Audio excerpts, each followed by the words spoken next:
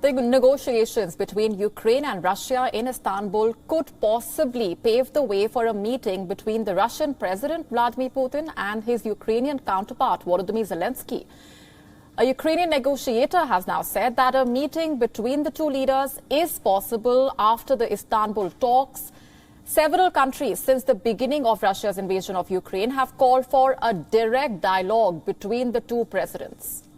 Reports saying talks on Tuesday in Istanbul began with a rather cold welcome and no handshake between the negotiators. However, there have been major developments as far as the dialogue is concerned. To begin with, Russia has said that it will radically reduce military activity near the Ukrainian capital, Kyiv, and the northern city of Chernihiv. During the meeting, Ukraine has made a series of proposals on resolving the month-long conflict. Let's take a look now at some of the major ones. The first is security guarantees. Ukraine wants legally binding security guarantees from the West, which it says will be equivalent to or better than NATO's collective security guarantee. Ukraine wants 8 countries as guarantor countries: United States, China, France, Britain, Turkey, Germany, Poland, and Israel. Second, neutrality, not NATO. Ukraine negotiators also say that if the security guarantee system works out, then Ukraine will agree to a neutral status, which in effect means it would drop its aspirations to join the NATO. Moscow had cited the threat of the NATO expanding to include Ukraine as one of its main reasons for the invasion. The third proposal is on foreign military bases. Ukraine will not host any foreign military base on its territory if foreign security guarantees are in place. The fourth is regarding European Union membership. Kyiv insisted that the international accord on the country's security not block Ukraine's possible membership of the European Union. Kyiv also wants security guarantors to pledge to aid Ukraine's EU accession process. And the fifth proposal is on territorial integrity. Ukraine has proposed to sidestep the question of Crimea and the breakaway territories in Donbass.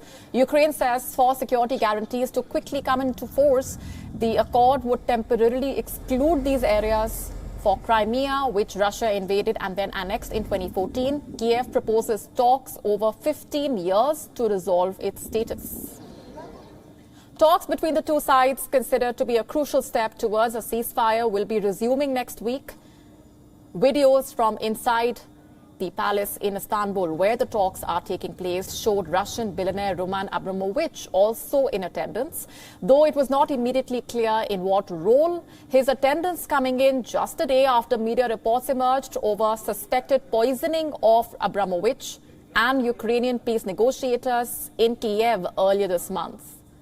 According to reports, negotiators complained of red eyes, painful tearing, and peeling skin as symptoms.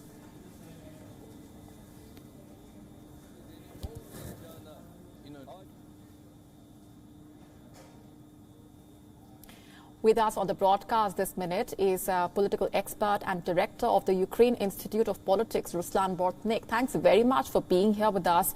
What is your assessment of this latest round of talks, and how optimistic are you that a meeting would take place between Vladimir Putin and Volodymyr Zelensky and that it could lead to a ceasefire?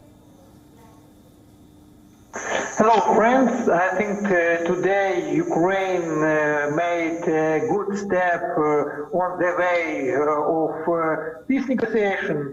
But we should understand today we are talking about only Ukrainian draft of this agreement, of this possible agreement. And we will be waiting for the Russian view for this agreement, possible agreement. For the next 2 weeks, Russia is going to present her own draft or maybe amendments to Ukrainian documents. And I think only after presenting the Russian draft of this agreement, we will see the real struggle for the final text of that document. But in any case, Ukrainian delegation today demonstrate possibility to find a compromise between Ukraine and Russia, and this was a good step for starting real practical negotiations. What do you make of Russia now saying that it will radically reduce the military activities near the capital and the city of Chernihiv?